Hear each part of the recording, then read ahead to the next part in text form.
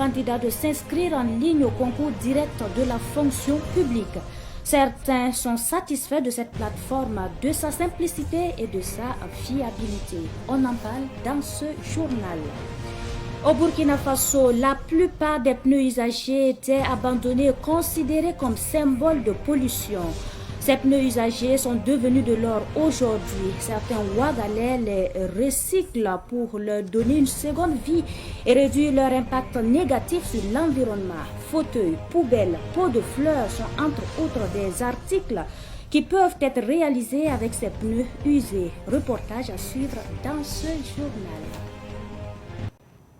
Voilà pour le sommaire. Mesdames et messieurs, bonsoir, je suis ravie de vous retrouver. Bienvenue dans ce journal.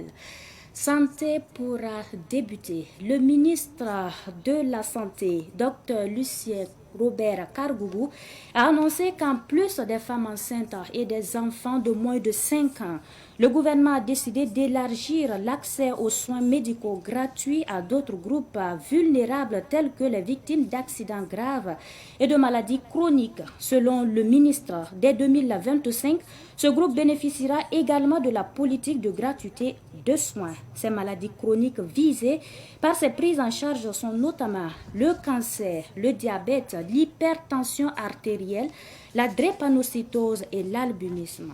Selon le patron du secteur de la santé, l'État consacre entre 28 et 30 milliards de francs CFA par an pour soutenir la gratuité des soins au Burkina Faso. Et pour prendre en compte cette nouvelle mesure, il devra décaisser une enveloppe supplémentaire estimée entre 10 et 15 milliards de francs CFA par an.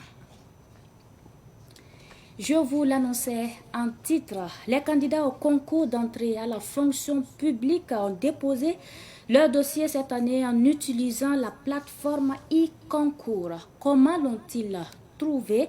Plus de détails dans ce reportage réalisé par Sidiki Cabré et Richard Kabouri. Depuis son lancement, e-concours a su conquérir le cœur des candidats à travers le pays. Sa simplicité a permis à des milliers de candidats de soumettre leur dossier en toute sérénité, ce qui a satisfait les candidats. De mon côté, c'était assez fiable. J'ai pas eu assez de difficultés. C'était au niveau de date de délivrance là que je ne comprenais pas. Mais quand j'ai demandé seulement, ils m'ont dit. Ah, vraiment, ce que j'ai à dire sur cette application, c'est une bonne application qui permet à ceux qui déposent les concours là et de faire ça plus vite. Voilà, et c'était très intéressant. Je ne veux pas totalement en connaître, sinon j'ai inscrit, mais quand je suis venu là, j'ai essayé de candidater parce que je n'ai pas trouvé. Je n'ai pas vu mon nom sur la liste. Ça a été un peu facile. On n'a pas eu trop de difficultés à faire. Télécharger les résultats, c'était un peu facile. Et tu connectais seulement ton code et ton compte seulement tu peux faire avec. Toutefois, certaines voix se sont élevées pour critiquer le paramétrage de la plateforme, soulignant des aspects qui nécessitent des améliorations. On aimerait qu'ils améliorent quoi, afin que les années précédentes là, et les années prochaines soient meilleures que cette année. Que ça soit un peu rapide quoi. S'ils pouvaient accélérer ce truc là comme c'est là. Tout début, ce n'était pas assez accessible. Pour déposer en tout cas, premier jour, deuxième jour, là, ça ne passait pas. Vers le troisième jour, on arrivait à déposer sans difficulté. Pour le moment, je ne me suis même pas inscrite d'abord avec le rejet de visa. J'ai donné à quelqu'un de m'aider. La personne dit que sur la plateforme, que le rejet de visa, ça ne donne pas. Il est important de rappeler que la phase pilote des inscriptions en ligne via e-concours a été initiée en 2015 avec le concours de la magistrature. L'année suivante, elle a été élargie à 10 concours supplémentaires avant de s'étendre à 18 concours de niveau supérieur au baccalauréat en 2017 et à 50% des concours en 2018. En 2019, la plateforme a été généralisée à l'ensemble des concours. Fini donc les longues attentes physiques avec cette option, les grands effectifs sont maintenant pris en compte. Tout autre sujet pour poursuivre ce journal. Sous la révolution de Thomas Sankara, plusieurs projets ont été initiés, dont celui de la construction d'une route en pierre granitique taillée. Cette route est située près de la grande mosquée au centre-ville de Ouagadougou. Elle est aujourd'hui négligée malgré son potentiel de durer 200 ans avec un entretien régulier. Ce reportage de Ahmed Joël Compaoré nous en dit plus.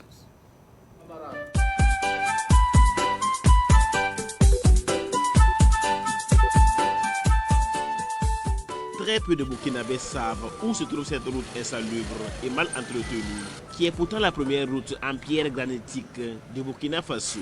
Quand ils la côtoient, ils sont prompts à dire du bien d'elle et à demander son entretien et la répétition de cet exemple de route durable dans les villes du Burkina.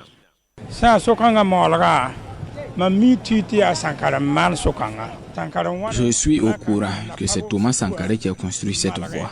C'est Thomas Sankara qui a amené l'idée de casser les cailloux pour construire la voie. Nous tous, on disait qu'on ne peut pas construire une voie avec des cailloux, que ça ne sera pas bien. Mais il est venu faire et on a constaté que la voie est bonne. On rend grâce à Dieu que ça a été une bonne idée.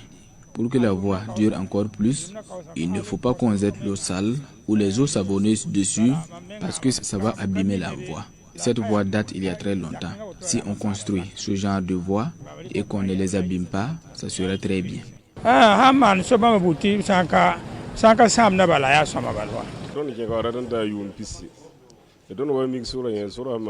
Je suis venu ici, ça vaut 20 ans maintenant. Nous sommes venus trouver la voie il y a très longtemps.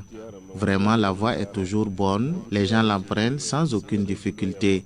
Souvent, ce sont les embouteillages que nous pouvons citer comme difficultés. Les voitures garées et les commerçants qui garent leurs motos près de la voie, ça crée des embouteillages. De la manière dont la voie est construite, elle est bonne. Pour refaire ce genre de voie sera peut-être difficile, mais si on le fait, ça sera tellement bien. On ne sait pas qui a construit la voie, mais c'est depuis l'époque de Sankara que la voie est construite. Mais je pense que la voie est construite, ça vaut 40 ans maintenant.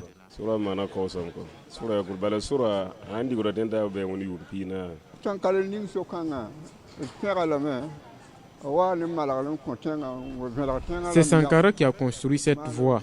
Nous l'avons appréciée. Ce sont des pierres qu'on a utilisées pour construire cette voie et elle est très bonne. Ce sont des Burkinabés qui ont construit la voie. Cette voie a été réalisée il y a très longtemps, mais elle est toujours bonne. Avoir une voie comme celle-ci est très rare et nous encourageons ce genre d'initiative faite par Thomas Sankara car c'est du local et bien réalisé.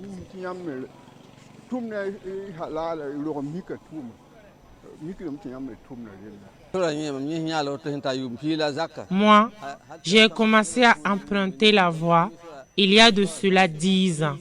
À chaque fois, je vois les gens emprunter la voie matin et soir. Vraiment, la voie est bonne. Je ne connais pas toute son histoire, mais j'ai connu la voie il y a plus de 10 ans. Cette route, située dans les alentours de la grande mosquée, au centre-ville de Ouagadougou, a une durée de vie de 200 ans, à condition d'être entretenue et de réhabiliter tous les 20 ans. Elle est longue de 400 mètres et son histoire se compte avec celle de la révolution d'août de Thomas Sankara. C'est lui qui avait eu l'idée, qui avait monté ce projet d'infrastructure durable et qui avait trouvé sur son chemin des jeunes ouvriers volontaires comme Ali Salambéré. C'était en 1987. Il y a juin 87, C'était en juin 1987 que nous avons débuté le stage. En ce moment, la quantité de granit que nous possédons suffisait largement pour réaliser cette voie. C'est un projet de Thomas Sankara et le projet en lui-même a débuté en 1986 avec les représentants du génie militaire et du secrétariat général des CDIR. Quand ils ont débuté, ce n'était pas satisfaisant. Ils ont dû arrêter et le chef de projet a proposé à Sankara de recruter des gens pour se faire former à l'étranger. Une proposition que Sankara n'a pas acceptée. Il a proposé donc que les formateurs européens se déplacent à Ouaga pour venir former les gens ici. Et c'est cela qui s'est concrétisé en juin 1987 et on nous a recrutés par un test.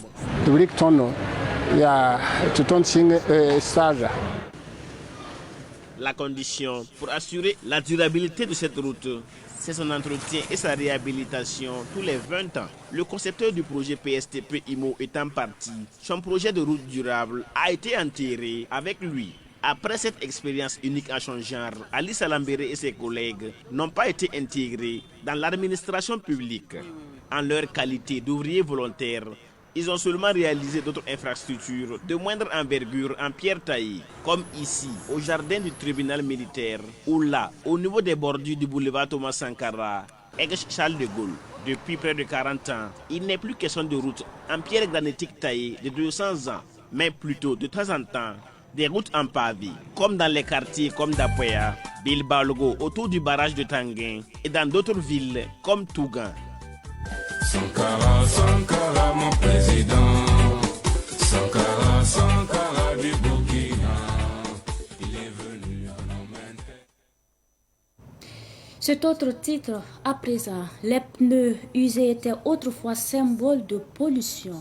Aujourd'hui, les jeunes peuvent les métamorphoser en objets utilitaires et durables. Ce, grâce au génie de jeunes talents. Comment ces pneus sont-ils transformés pour réduire leur impact négatif sur l'environnement? Réponse dans cet élément signé Cynthia Zungrana et Richard Kabouri. Autrefois, les pneus usés terminaient leur vie dans les caniveaux, au bord des routes et dans les dépotoirs d'ordures. Dans les années 2000, le maire de Ouagadougou d'alors, Simon Compaoré, faisait ramasser les pneus abandonnés pour éviter que les manifestants ne les utilisent lors des grèves pour alimenter le feu qui dégradait le bitume.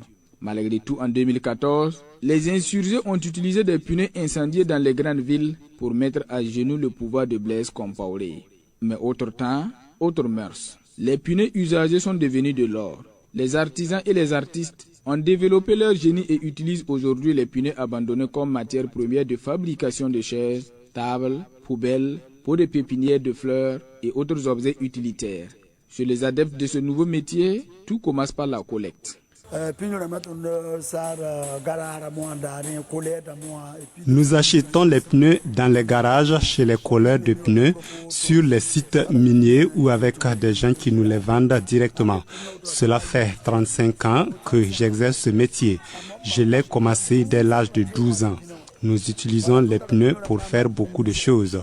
Nous fabriquons des meubles, chaises et tables, des poubelles et beaucoup d'autres choses avec les pneus. Nous ne trions pas de pneus, tous les pneus sont transformables.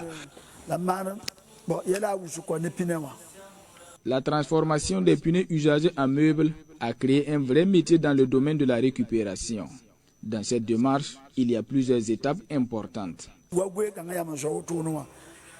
Que ce soit les pneus des grands camions comme des machines, peu importe le type de pneu, grâce à notre savoir-faire, nous pouvons le transformer. Ces meubles, par exemple, sont faits à base de 3 types de pneus qui sont les pneus de Highlander, les pneus de Caterpillar et cette table est faite à base de pneus de Mercedes. À la fin du processus, le produit final est exposé au bord des voies, mais la clientèle n'est pas souvent gagnée d'avance. Ce travail de récupération et de transformation rime avec difficultés et contraintes. Tous les pneus sont transformables, mais nous ne disposons pas de tous les moyens pour transformer toutes les parties. Alors, si les moyens suivent, nous allons pouvoir faire disparaître tous les pneus qui traînent. Il reste que la transformation des pneus usagés en objets utilitaires est devenue la passion et le gagne-pain de nombreux transformateurs. Par-dessus tout, leur travail permet de lutter contre la pollution, l'insalubrité, l'encombrement et même la dégradation du bitume. Et puis, besoin de passer des moments magiques en famille, un seul lieu, un seul nom, Bibi Park.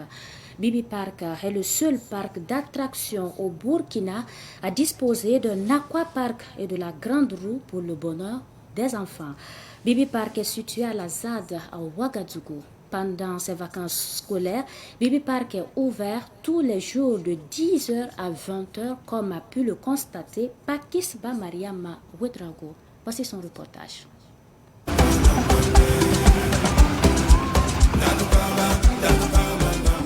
Ce n'est pas un rêve. Ce parc d'attractions est bel et bien au Burkina Faso, plus précisément à la ZAD, dans le centre-ville de la capitale. Bibi Park est son nom. Sa promotrice est heureuse de ce vaste espace de 3000 m². Nous avons commencé en tant qu'agence de marketing opérationnel et parmi nos activités, il y avait également les gonflables.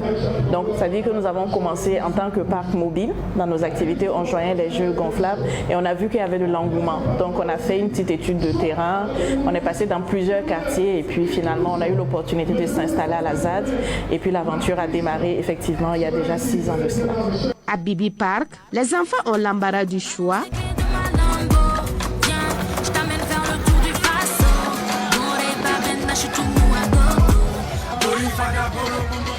Entre jeux vidéo, manège, toboggan et grande roue. Ici, nous avons 3 catégories de jeux, on va dire. La première catégorie, c'est tout ce qui est manège.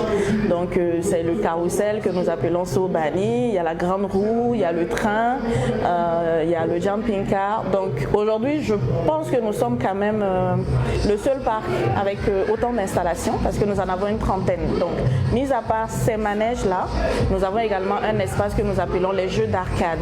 Donc, c'est tout ce qui est jeux électroniques, réalité virtuelle, PS4, simulateur de courses de voitures, de courses de moto et tout. Donc là, nous avons 2 grands hangars où il y a au moins une quinzaine de jeux qui répondent à cela. Nous avons un espace pour les enfants, les moins de 3 ans, parce que chez nous, le parc est accessible dès l'âge de 1 an. À partir de 1 an, les enfants ont accès à des jeux. Donc il y a cet espace pour les tout petits que nous appelons l'espace lutin.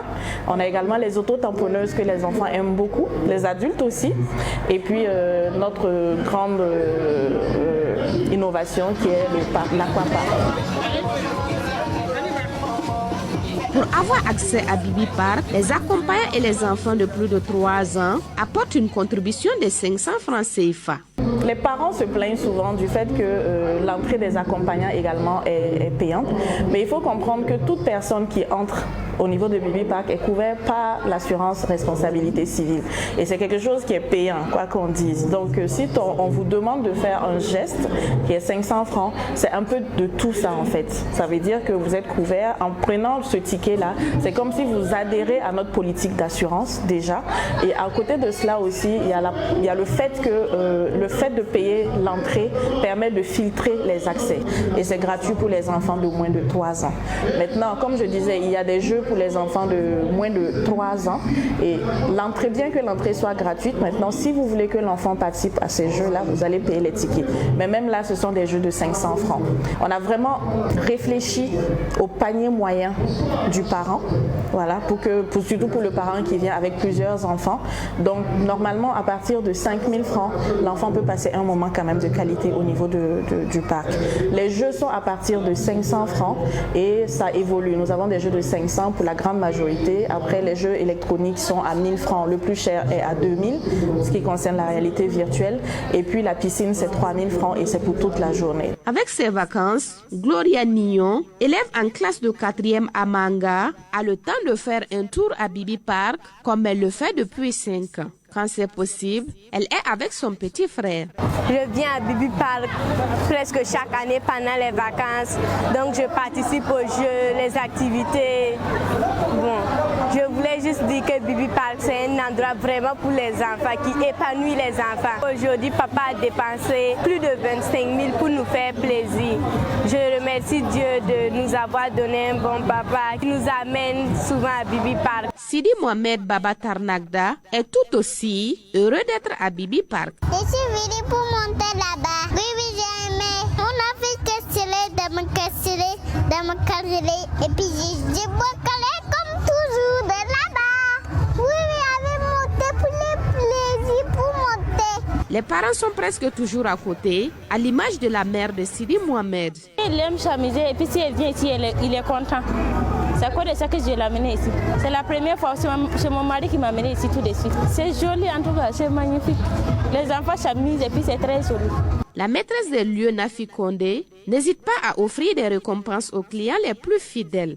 Pour les clients fidèles, nous avons une liste de fidélisation. D'ailleurs, je pense que régulièrement, on essaie de prendre les contacts des clients qui viennent. Pour ceux qui sont d'accord, ils nous donnent le nom et puis leurs coordonnées.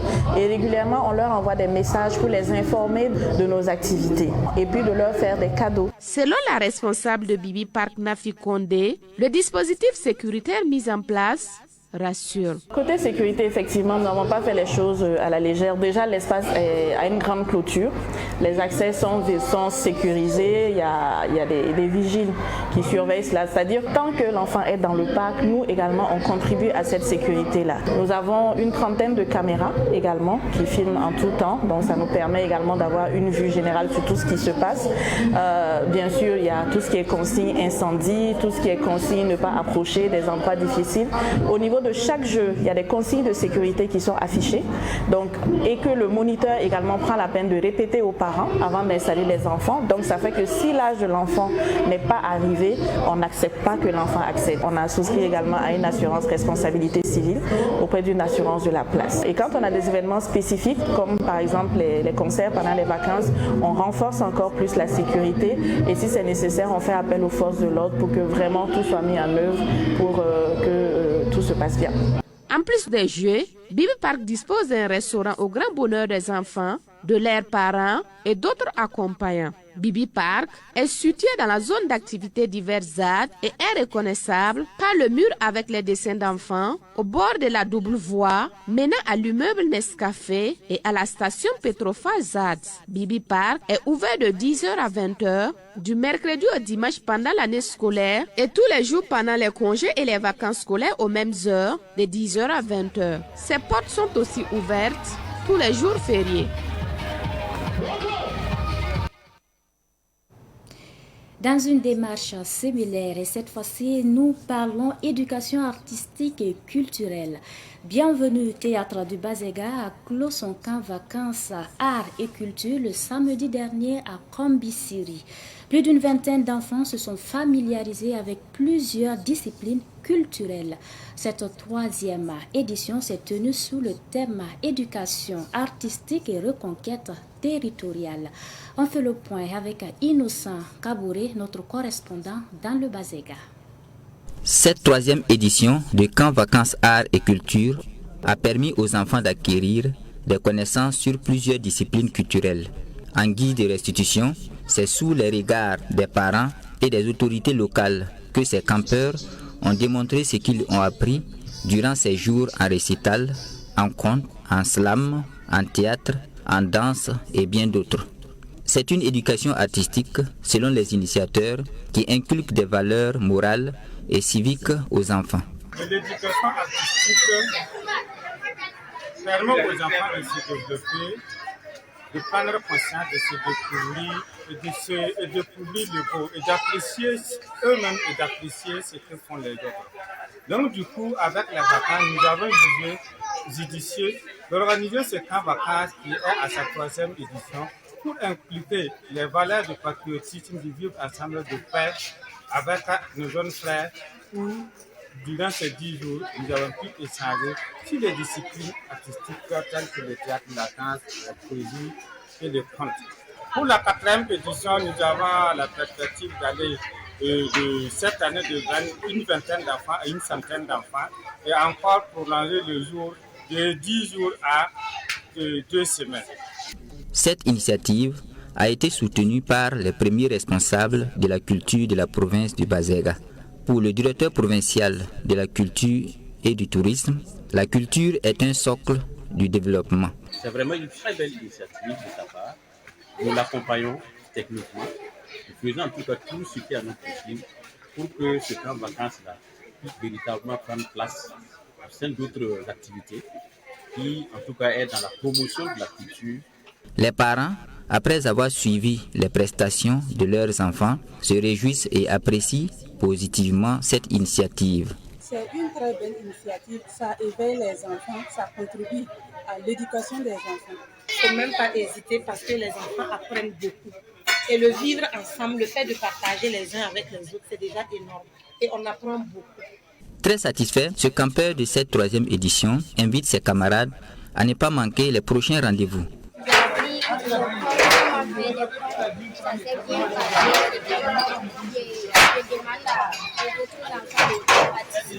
Pour le parrain Isaka Eric Tapsoba, député à l'ALT, la culture est l'âme de tout peuple. Ce camp mérite donc d'être soutenu. Vous savez que la culture, c'est l'âme de tout peuple. Si vous ratez aujourd'hui la culture, vous ratez la culture. Et on dit aussi que chaque enfant qu'on enseigne, c'est un enfant gagne. Si j'ai un souhait, c'est qu'il puisse bénéficier de l'accompagnement de tous, pour que cette activité-là prenne plus d'ampleur des années. Je ne cesserai en tout cas de l'accompagner. Cette 3e édition du camp vacances art et culture, initiée par Bienvenue Théâtre du Bazega, a connu la participation de plus de 20 enfants.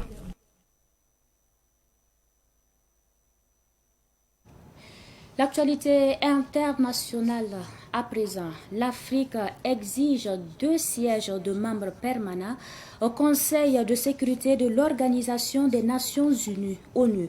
La demande a été faite par le président de la Sierra Leone, Julius Maada Bio, hier à la réunion du Conseil de sécurité à New York aux États-Unis. Selon lui, cette demande vise à accroître la participation du continent africain au sein de l'ONU. Julius Maada Bio, qui est également le coordonnateur du comité des 10 chefs d'État et de gouvernement de l'Union africaine, demande par ailleurs une réforme de l'institution pour garantir une représentation équitable au sein du Conseil de sécurité. Il demande au Conseil de sécurité de l'ONU l'abolition du droit de veto accordé aux 5 pays membres permanents du Conseil de sécurité qui sont les États-Unis, la Russie, le Royaume-Uni, la France et la Chine. Au Sénégal, la journée sans presse aujourd'hui, c'est la décision prise hier lundi par les patrons des médias sénégalais. La journée sans presse d'aujourd'hui est une manière pour eux d'alerter sur les difficultés liées à l'espace médiatique sénégalais. Selon Mahamadou Ibra Kane, président du Conseil des diffuseurs et éditeurs de la presse au Sénégal, les médias sénégalais subissent la pression des nouvelles autorités depuis leur arrivée au pouvoir. Les autorités sénégalaises sont critiquées pour avoir gelé des comptes bancaires de certains médias, saisi leur matériel de production et avoir rompu des contrats publicitaires. Des mesures qui entravent la liberté des médias, toujours selon Mahamadou Ibra Kane. Et nous terminons avec l'actualité sportive. L'AS Douane a remporté pour la 3e fois consécutive la Super Coupe de l'Association des journalistes sportifs du Burkina, AJSB. C'était le samedi dernier au stade Wobi de Bobo Dioulasso face à l'EFO, battu par 1-0. Écoutons Claude Rwamba, président du comité d'organisation de la Super Coupe AJSB, au micro de notre journaliste sportif Ruben Wilson Kodio. Un ouf de soulagement parce que vraiment il y avait beaucoup de tension, quand je dis tension, ce n'est pas en termes donc de quelque chose de négatif, ça veut dire qu'il y avait beaucoup d'adrénaline parce qu'il y avait beaucoup d'attentes par rapport à cette super coupe avec beaucoup d'innovation et donc il y avait beaucoup d'appréhension aussi par rapport à l'issue de l'organisation. Mais aujourd'hui on est satisfait parce que vous voyez que je souris aujourd'hui parce que voilà, tout est bien qui finit bien. On a vu un très beau match, la pluie est venue pour bénir la situation, donc on a gagné et donc c'est vrai, aujourd'hui, l'AS Douane a gagné. L'EFO n'a pas démérité. C'est le football burkinabé qui gagne. Et j'espère qu'on a vu quand même un match test pour ces 2 équipes-là qui doivent aller en campagne africaine. Donc, dans une semaine, je pense. Donc, voilà, je pense que ça leur a servi pour ce qu'on appelle répéter les gammes et que ça va leur permettre également d'avoir une équipe, très bonne équipe face à leurs adversaires respectifs. La ville de Bobo Dioulasso nous a adoptés. Que demander de plus, sinon que de continuer de nous soutenir dans ce sens-là et qu'on a vu la mairie de Bobo Dioulasso qui s'est investie durant toute l'organisation de cet événement-là. Ce n'était pas que le football, il y avait également aussi l'aspect culturel avec le village AJSB Super Coupe qui a également aussi été une réussite. Donc voilà. voilà, je pense que Bobo Dioulasso nous a adoptés. Tout ce qu'on peut demander à Bobo Dioulasso, c'est de continuer à être le creuset du football burkinabé et de nous valoir des lauriers au niveau du sport. Ce n'est pas que le football, vous savez, Bobo Dioulasso, c'est vraiment le berceau du sport burkinabé. Voilà, c'est l'essentiel de ce Savant Soir. Merci pour votre attention et pour votre constante fidélité. On se donne rendez-vous demain, Dieu voulant, à la même heure. Bonsoir.